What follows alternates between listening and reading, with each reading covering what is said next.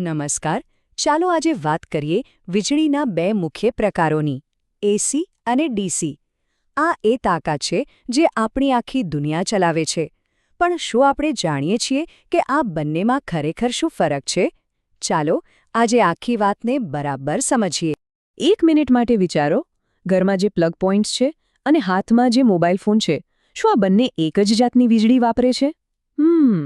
જવાબ કદાચ થોડો અલગ છે.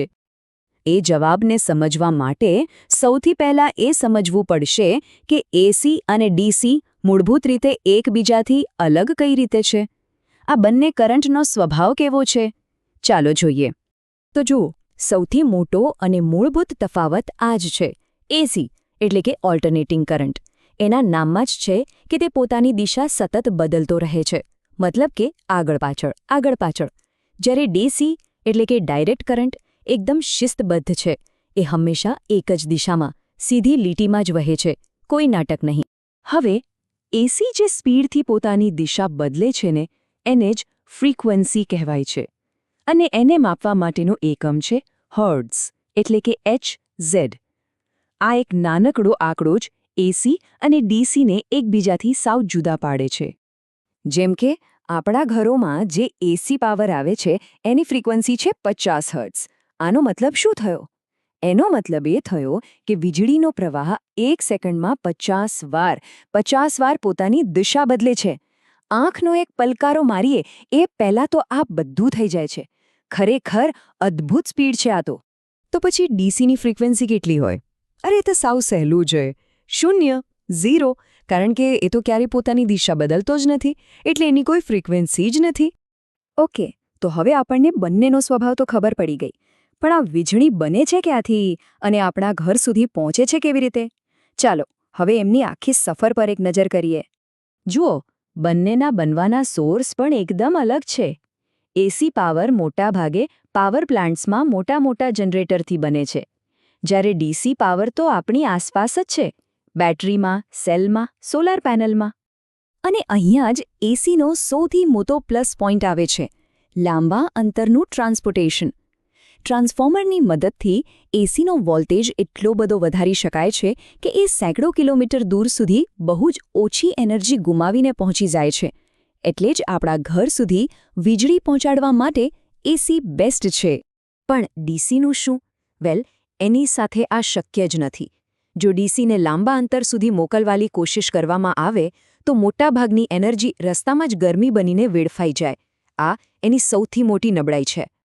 ચાલો હવે પાછા આવીએ આપણી રોજબરોજની જિંદગી પર અને એ ઉપકરણો પર જે આપણે દરરોજ વાપરીએ છીએ. જોઈએ કે સ્ટોરેજ અને ઉપયોગમાં કોણ આગળ છે. હવે એક બહુ જ મજેદાર સવાલ: શું વીજળીને સ્ટોર કરી શકાય છે, જેમ પાણીને ટાંકીમાં ભરી રાખીએ એમ? આ સવાલનો જવાબ એસી અને ડીસી માટે બિલકુલ અલગ છે. અહીંયા એસીની એક મોટી મર્યાદા સામે આવે છે. એસી પાવરને સીધો સ્ટોર કરી શકાતો નથી. જેવો એ બને એને તરત જ વાપરવો પડે. એને તમે ડબ્બામાં ભરી ના શકો.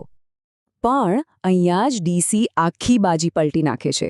ડીસી પાવરને બેટરીમાં બહુ જ આરામથી સ્ટોર કરી શકાય છે. અને એટલે જ આજે આપણી પાસે મોબાઈલ, લેપટોપ, ઇયરબડ્સ જેવા પોર્ટેબલ ડિવાઇસીસ છે. આ બધો જ કમાલ ડીસીનો છે. તો ઘરમાં જેટલી પણ મોટી અને પાવરફુલ વસ્તુઓ છે ને, જેમ કે પંખા, એર કન્ડિશનર, ફ્રિજ, આ બધું જ સીધું પ્લગમાંથી આવતા એસી પાવર પર ચાલે છે. અને બીજી બાજુ જે કંઈ પણ બેટરીથી ચાલે છે એ બધું જ ડીસી પાવર પર આધાર રાખે છે. Mobile phone, laptop, torch, remote, બાળકોના રમકડા, આ બધું જ ડીસીની સ્ટોરેજ ક્ષમતાને કારણે જ શક્ય બન્યું છે.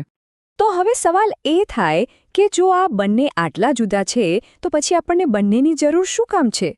કોઈ એકથી કામ ના ચાલે? જુઓ, આનો જવાબ ખરેખર બહુ સીધો છે. એસીની તાકાત છે વીજળીને દૂર સુધી પહોંચાડવામાં, અને ડીસીની તાકાત છે એ વીજળીને સ્ટોર કરવામાં, જેથી આપણે તેને ગમે ત્યાં લઈ જઈ શકીએ. બંનેની પોતાની ખાસિયત છે.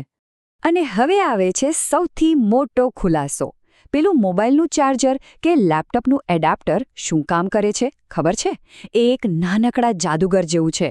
એ દીવારમાંથી આવતા એસી પાવરને લે છે અને તેને ડિવાઇસની બેટરી માટે જરૂરી ડીસી પાવરમાં ફેરવી દે છે. આમ આ બંને અલગ કરંટ ખરેખર તો સાથે મળીને જ કામ કરે છે. અને હવે એક છેલ્લો પણ બહુ જ અગત્યનો સવાલ: ભવિષ્ય કોનું છે?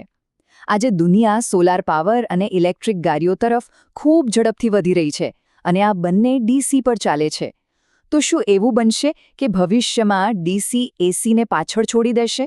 આ સવાલનો જવાબ જ આવનારા સમયમાં એનર્જીની દુનિયાની દિશા નક્કી કરશે.